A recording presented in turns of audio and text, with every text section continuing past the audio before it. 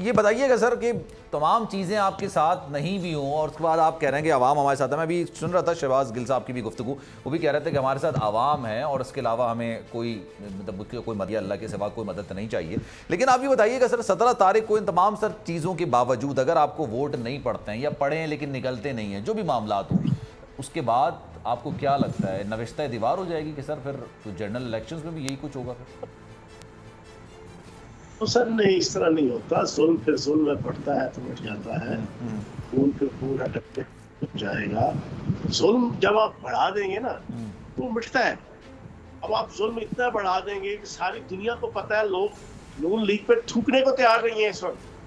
हकीकत बता रहा हूँ, तो उनको वोटें देंगे? तो नहीं जनाब।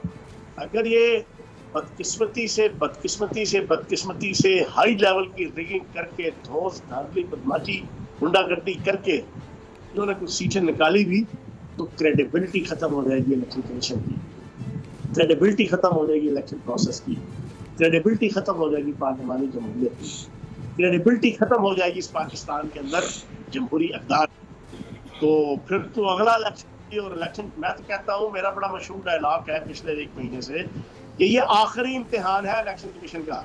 ये जो 17 जुलाई के 20 ज़िमनी इलेक्शन है, उसमें फेल हो रही है, उसके जो प्रिलिमिनरी एग्जाम्स अभी तक फेल हुआ इलेक्शन कमीशन।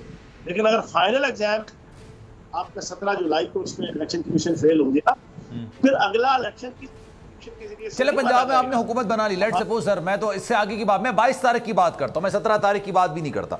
22 तारीख को जनाब परवेज इलाही साहब सीएम पंजाब बन गए।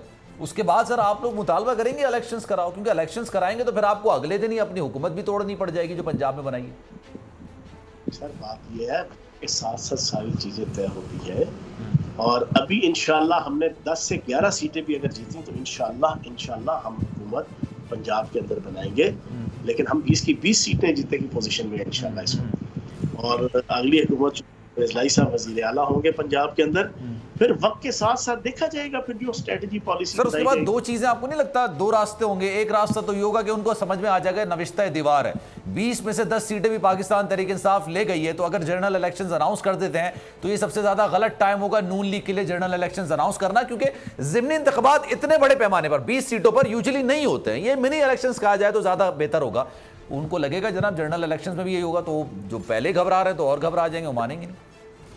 आप अर्ली इलेक्शन कराएं या मरली इलेक्शन कराएं या 10 साल बाद इलेक्शन कराएं, नून लीग के लिए अब इलेक्शन नहीं रहा। नून लीग की सियासत जिन लोगों ने भी दफन कर दी बड़े तरीके से, शीन लीग निकाल के, नून लीग तो खत्म हो गई है, अब तो शीन लीग है। शीन लीग की सियासत का भी सत्यानाश फिर गया है इक़्तिदार में आके।